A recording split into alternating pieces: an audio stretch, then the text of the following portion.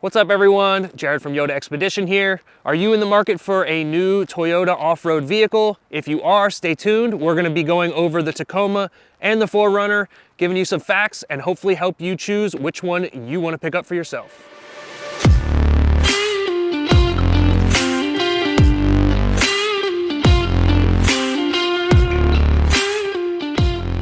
We're gonna go ahead and get started and list off some of the basics. So both of these vehicles are 6-cylinder engines, both V6s. The 4Runner has the tried and true 4-liter in there with the 5-speed automatic transmission. The automatic 5-speed is your only option in the 4Runner. Doesn't matter what trim level you get. Over here on the Tacoma, you're getting a 3.5-liter with a 6-speed automatic transmission with the option for a 6-speed manual on some trim levels. To us, that makes one tick in the Tacoma's favor, at least in my personal opinion. Another thing to note is that the 3.5-liter V6 in the Tacoma does have a little bit more power than the 4Runner, and it is an Atkinson cycle engine, so you're gonna get the better gas mileage over here with the Tacoma, at least on paper from Toyota. So the MPG numbers that Toyota is claiming for the 4Runner is 16 city and 19 highway. Obviously, if yours is modified the way ours is, you can't expect to get that. Over here on the Tacoma with its Atkinson cycle engine, you can expect to get 19 city and 24 highway, obviously, again, unmodified. So based on the gas mileage, again, that is gonna be another tick in favor of the Tacoma, in our opinion. Again, these are just the numbers on paper. A lot of these things can change, so keep that in mind, and let's move on. If you're someone who goes camping a lot, maybe you have a camper that you need to tow or some other sort of trailer that you need to tow, the capacity on the 4Runner is gonna come in at 5,000 pounds, where the towing capacity on the Tacoma, it comes in at 6,800 pounds. So again, another tick in favor of the Tacoma as far as utility goes. Since we're on the topic of towing capacity, let's real quick talk about the suspension on both of these trucks. So contributing to the higher towing capacity on the Tacoma is definitely the suspension. The Tacoma has rear leaf spring suspension, and it also has, on our model, this is the off-road premium, we have the Bilstein shocks from factory. These ride much stiffer than the suspension on the 4Runner. The 4Runner that we have is also an off-road, and the suspension on that, compared to the Tacoma, completely stock, was very soft, much more comfortable, but it may not be what your preference is. Me personally, I come from driving a lot of cars, and the Tacoma to me just felt a little bit better with the stiffer suspension because there was less dive when you got on the brakes. There was less body roll in the corners. The 4Runner definitely is a lot more comfortable, but that softer suspension is definitely going to be contributing to the lower tongue weight capacity. And the 4Runner does not have rear leaf springs. Traditionally, when you're going to be towing, rear leaf springs is usually the more superior, although older technology. I know there's a lot of you out there who shop on looks, and that is one of the major deciding factors when you're purchasing a new vehicle. I think both of these trucks look awesome. I don't know that I can make a choice on one of these on looks alone. They're obviously both very different, but also keep in mind the aftermarket for these is endless. Both of these trucks already have the Yoda Expedition grills, TRD clone grills installed, and obviously the 4Runner has a litany of other things put on it already too. The same applies for the Tacoma, so if there's any little small things that maybe you don't like on one truck or the other, just do a quick search and see if it's something that can be easily changed for not a whole lot of money. So let's real quick go ahead and take a closer look at the interior on the Tacoma first, and then when we're done there, we'll head over to the 4Runner. So inside the Tacoma, you can see the way I'm seated. It definitely feels more like a car than the 4Runner does. You're much lower to the floor, and the interior space is a bit tighter. If you're a taller person like me, you might not like this. You can see here my legs are actually up off the seat. I'm kind of used to it because I drive a 95 Honda Civic as a daily, and that's kind of how I fit in there, if I'm being honest. Now, the seat can go back farther, but if you have rear passengers, they're not going to like you very much. If you have your kids back there, you might be all right. But if you think you're gonna fit 5 adults in the Tacoma, this is the double cab, and I wouldn't recommend that at all. The access cab is even less room. Obviously, the back seats aren't as big and the rear doors are half size. So if you're worried about hauling around 4 to 5 adults, the Tacoma might not be for you. So our off-road premium has the push button start and the keyless entry with the door handle sensors. We also got the wireless charging pad down here, which is nice and convenient. One thing that I don't like about this is that the off-road premium on the 4Runner, you get GPS maps built in. I thought we got that on the Tacoma also, but if you press the map button, you'll see that you need to install a navigation app. And we looked into this, and you actually need to download 2 apps on your phone, the Toyota app and the navigation app, get it installed on the head unit. Then you still need your phone to use the maps on there, so it's not actually true GPS. So if you use Apple CarPlay though, you really don't need it.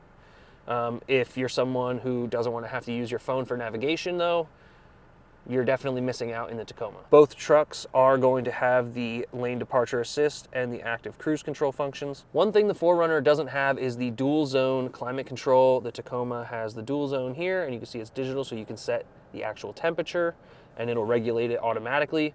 The 4Runner has the good old knob where you just turn hot and cold and it just stays where you put it. So obviously both of these are off-road premiums, so they are both 4-wheel drive. However, the Tacoma has a 4-wheel drive knob, so this is electronically controlled. To some of you that might be a turnoff.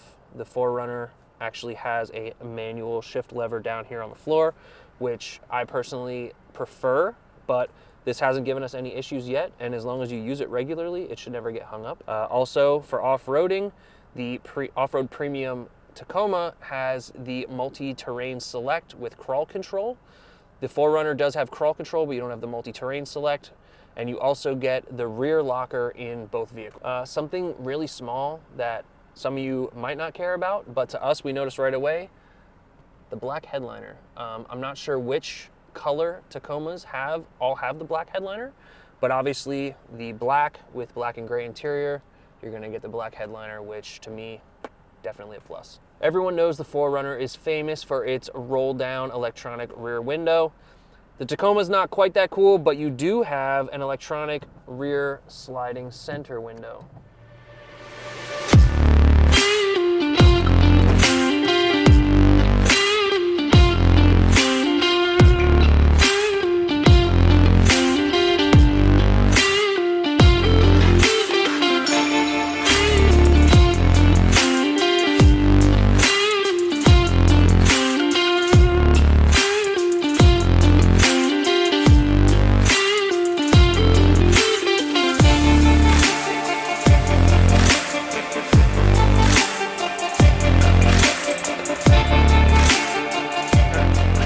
Let's take a look and see what we're getting here in the 4Runner. So starting off with the basics here in the 4Runner, you're obviously getting a little bit more interior cabin space. I could tell you this seat is a bit higher. My legs are down on the seat and comfortable, and it doesn't feel awkward in any way. If you have passengers, they have more room in the back. And in the 4Runner, you have the option for a 3rd row seat, which we do not have, but that is also an awesome option if you have small children and you need an extra place for them to sit. So the 4Runner Off-Road Premium, you're getting the leather seats with heaters. That is a big one. I know a lot of people want heated seats. The Tacoma does not have that. Obviously cloth seats, not heated. The Tacoma does have heated mirrors. If you see here, we do have a rear window defroster with heated mirrors. Something that I actually should check is that the 4Runner has heated windshield wipers. So when they're down, you could turn those on and it'll defrost your windshield wipers for you. We'll have to go back over and check out the Tacoma. I'm not sure if it has that. The main show here in the 4Runner is the roll down rear window. And if you want one of these, you're gonna have to maybe get a 4Runner now, because it looks like the next generation, they might be killing that, but fingers crossed they won't. Like I said, over in the Tacoma, the 4Runner is lacking in the HVAC controls. They are just manual fan speed along with the manual temp, and you don't get any numbers for the temp. You're just kind of picking where you want it. The whole center console stack, honestly, a lot of people complain about.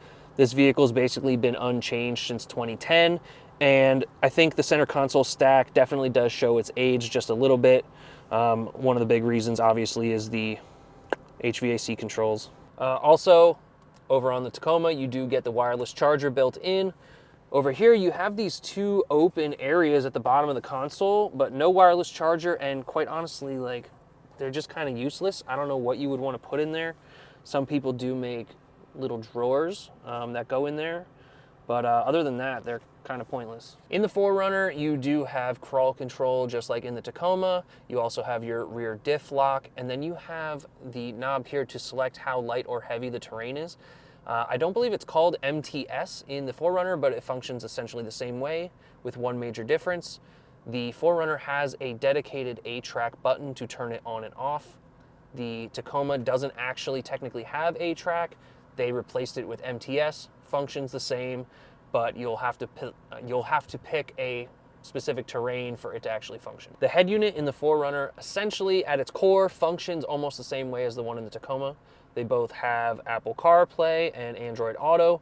They also both have XM radio options, except in the 4Runner, when I hit the map button, an actual map pops up because this truck has an actual GPS antenna and does not require any apps or phones to navigate. So taking everything we just went over into consideration, let's get down to the number one deciding factor for most people, and that's gonna be price. So if you're looking for something with the lower price tag, the Tacoma Off-Road comes in right around $36,000, which for what you're getting, I think is a very reasonable price. The 4Runner with a similar trim, the Off-Road package, is coming in right around $44,000.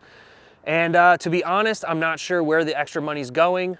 If your key concerns are being able to haul more than 5 people or hauling cargo in an enclosed space and not outside the vehicle, the 4Runner is going to be your obvious choice with its option for third row seating and its enclosed trunk space. If you're not concerned with hauling more than 5 people and you're not worried about hauling your cargo outside of the truck, the Tacoma is going to give you better fuel economy, more capability, higher towing capacity, and some interior features that are a little bit more modern. So you can get all those things in the Tacoma for around $10,000 less.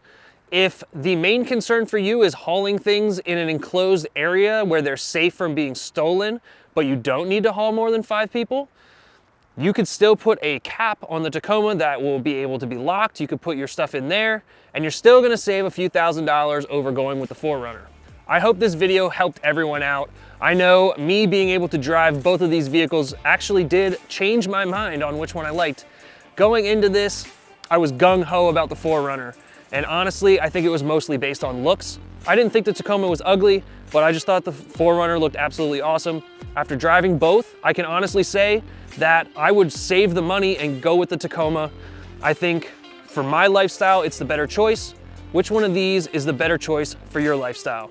Leave it down in the comments. If you guys like this video, make sure to hit the subscribe button, hit the like button, and stay tuned for more awesome Toyota-based content.